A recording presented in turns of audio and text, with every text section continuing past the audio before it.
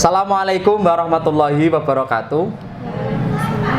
Baik, selamat pagi rekan-rekan media dan juga dimanapun Anda berada di seluruh Indonesia. Alhamdulillah pagi hari ini kita masih dalam rangkaian kegiatan literasi pagi yang nantinya akan disampaikan oleh narasumber.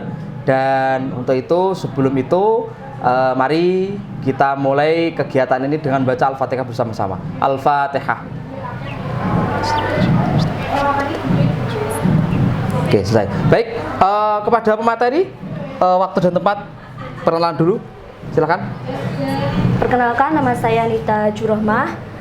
Saya tinggal di Sukowetan, Kecamatan Karahan, Kabupaten Trenggalek, dan saya merupakan mahasiswa aktif STIT Sunan Giri Trenggalek dan saat ini sedang PPL di MA Darmaja.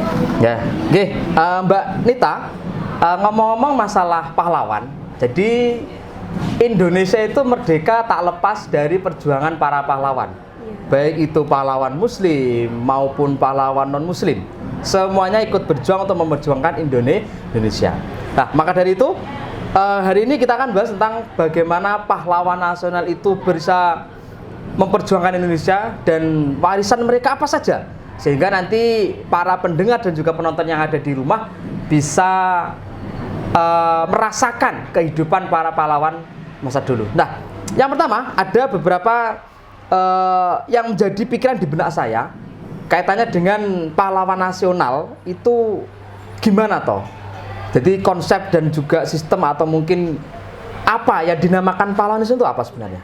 Menurut saya pahlawan itu sosok mereka yang berkontribusi berjuang untuk memerdekakan bangsa Indonesia, begitu. Jadi yang telah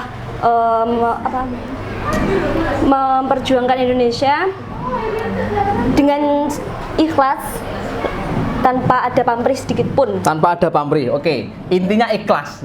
Seperti ya halnya ketika kita melaksanakan sesuatu karena ridha Allah, misalnya seperti itu. Begitu. Nah, lalu gimana kisah hidupnya? Apakah pahlawan dulu itu seperti kita sekarang? Mungkin mohon maaf, makannya nasi, terus lauknya ayam, mungkinnya ayam. Apakah seperti itu atau mungkin gimana kisah hidupnya gimana?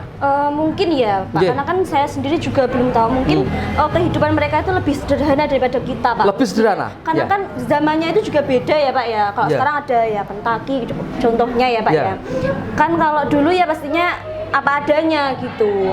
Terus mungkin kalau pakaian fashion itu ya mereka juga apa adanya mestinya gitu Pak. Tidak seperti kita. Seperti kita. Yang Pak, setiap hari ganti pakaian, setiap kegiatan pakaiannya berbeda. Ganti gitu ya Pak. Oke. Nah, terus perjuangannya sekarang. Perjuangannya mereka itu diibaratkan mereka berjuang sampai titik darah penghabisan. Nah, itu maksud dari kata-kata seperti itu gimana? Apakah mereka berjuang lalu tangannya digores? Apakah mereka berjuang sampai bunuh diri atau gimana? Perjuangan sampai titik darah penghabisan itu gini Pak, maksudnya mungkin ya Pak ya. Mereka berjuang tanpa mengenal lelah, letih, jadi terus berjuang untuk memerdekakan bangsa Indonesia. Nah, terus di dalam perjuangan rakyat Indonesia, perjuangan pahlawan Indonesia itu ada beberapa yang mungkin salah satunya adalah tokoh dari seorang Muslim, yang mana itu saya pernah mendengar bahwasanya dalam pertempuran 10 November itu tak lepas dari pengaruh kiai-kiai Muslim yang melawan Belanda, Jepang mana 10?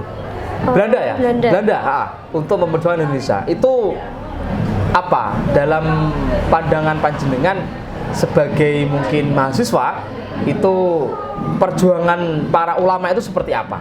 Dan mungkin gambarannya seperti apa? Karena kenapa kok dulu sampai orang-orang itu mau diajak perang padahal mereka di bawah kepemimpinan kiai? Ya, sebenarnya itu tuh ada kaitannya sama resolusi jihad Pak kayaknya. Resolusi jihad? Pernah mendengar saya, apa itu? Itu kan fatwa yang dikeluarkan oleh Kiai Haji Hasyim Asy'ari untuk menyerukan kepada seluruh umat Islam, khususnya santri dan kiai, untuk ikut ikut andil dalam mempertahankan kemerdekaan Indonesia. Makanya itu mereka mau ikut berperang dalam peristiwa tadi 10 November itu tadi. Oh, 10 November. Ada kaitannya itu kayaknya, Pak. Oh, ada kaitannya. Iya.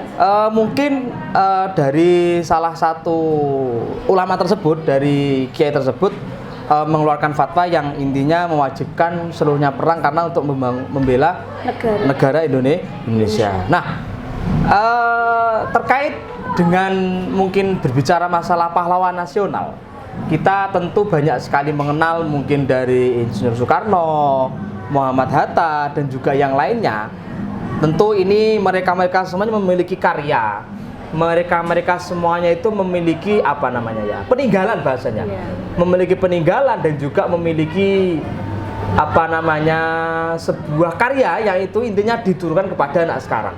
Nah, tapi saya dikasih tahu bagaimana atau mungkin contoh salah satu karya atau mungkin warisan budaya budaya yang dari dulu sampai saat ini masih eksis dan juga masih diabadikan oleh negara. Warisan budaya itu contohnya satu, Pak, yang saya ingat banget itu apa? Oleh Ismail Marzuki, pahlawan Ismail Marzuki. Ismail Marzuki. Oke, apa? Ya, itu karyanya itu Halo Halo Bandung. Lagu, Halo Halo Bandung yang dimuseumkan di Jakarta pada waktu itu. Oh, dimuseum di Jakarta. Iya. Karyanya itu dimuseumkan di Jakarta. Itu yang paling saya ingat sih, Pak. Oh, lagu ya? Iya, lagu. Seperti mungkin W.R. Supratman yang menciptakan lagu Indonesia Raya dan seterusnya. Lalu dari setiap perjuangan para pahlawan, tentunya mereka memiliki nilai dan juga kisah hidup, nilai-nilai dari zaman dulu, dan itu yang jelas harus kita terapkan, harus kita laksanakan. Maka dari itu ada enggak kira-kira mungkin salah satu pahlawan yang nilai budayanya, nilai perjuangannya itu bisa kita bisa kita tiru sampai saat ini? Kira-kira apa? Mungkin itu, Pak, kisahnya Imam Bonjol. Kisahnya pahlawan Imam Bonjol. Bonjol ya apa? Yang kalau nggak salah itu beliau sangat berani sekali akan melawan penjajah. Jadi yang jadi kesimpulan keberaniannya dalam melawan penjajah itu yang mungkin relevan sih dengan kita para generasi sekarang ini. Berarti dalam sebuah perang gitu ya? Iya, dalam sebuah perang. Nggih. Jadi kisahnya Imam Bonjol, ya para pemirsa yang mungkin berada di rumah. Jadi ini tentunya bisa menjadi contoh bagi kita semuanya kalau pahlawan Imam Bonjol itu memiliki keberanian yang sangat besar untuk melawan penjajah, melawan Belanda, tentunya dalam kalau nggak salah dulu perang Padri ya. Perang Padri, dan itu bisa kita ambil hikmahnya sampai saat ini bahwasanya beliau sangat berani, seperti kita harus berani melawan hawa nafsu. Ya, misalnya hawa nafsu dicedeki pacar itu harus dilawan ya, itu. Jangan sampai kita terbawa hawa nafsu. Karena hidup saat ini kita penuh perjuangan, kita penuh pengorbanan, maka dari itu jangan sia-siakan hidup yang cuma satu kali. Nah, lalu yang terakhir ada salah satu mungkin kata-kata atau mungkin pandangan sampean, pendapat lah, atau bahasa anak sekarang quotes dari panjenengan terkait mungkin pahlawan. Tapi setelah nanti sama menyampaikan quotes, nanti kita simpulkan yang kita bicarakan tadi. Oke, silakan. Quotes untuk hari ini mungkin pahlawan itu tidak hanya mereka yang gugur di medan perang saja, tetapi juga kita yang ikut memperjuangkan kemerdekaan saat ini. Itu. Oke. Jadi pahlawan itu tidak hanya mereka yang gugur dalam medan perang, tetapi juga kita yang memperjuangkan pada saat ini. Seperti contohnya guru ya. Iya. Nah, jadi guru itu juga salah satu pahlawan. Pahlawan. Kalau dulu, gini, saya ingat. Sebelum kita tutup, saya ingat. dulu lagu apa ya namanya? Itu loh. Himne guru. Himne guru. Di akhir katanya kan dulu kalau nggak salah tanpa tanda jasa. Sekarang dipindah menjadi membentuk insan cendekia. Nah, itu. Kenapa kok tidak ada kata apa namanya? Tanda jasa. Mungkin bisa menjelaskan sedikit aja. Kenapa kok tidak ada kata-kata pahlawan tanpa tanda jasa? Kenapa kok diganti? Kira-kira apa ya? Kira-kira apa kira-kira? Coba. Kira-kira. Enggak apa. Enggak tahu. Apa? Kenapa kok dikatakan sebagai pahlawan tanpa tanda jasa? Itu mungkin ya menurut pendapat saya itu karena memang guru itu tidak boleh kalau tidak ada jasa. Jadi walaupun kita dinamakan guru, tetapi kita juga harus memiliki jasa. Salah satunya apa? Yaitu kita bisa mencerdaskan kehidupan bangsa seperti yang ada di pembukaan undang-undang. Maka tidak ada kata-kata tanpa tanda jasa, diganti dengan membentuk insan cendekia. Nah, itu paling terakhir kesimpulan dari pembahasan kita kali ini. Silakan disimpulkan apa pahlawan dan seterusnya.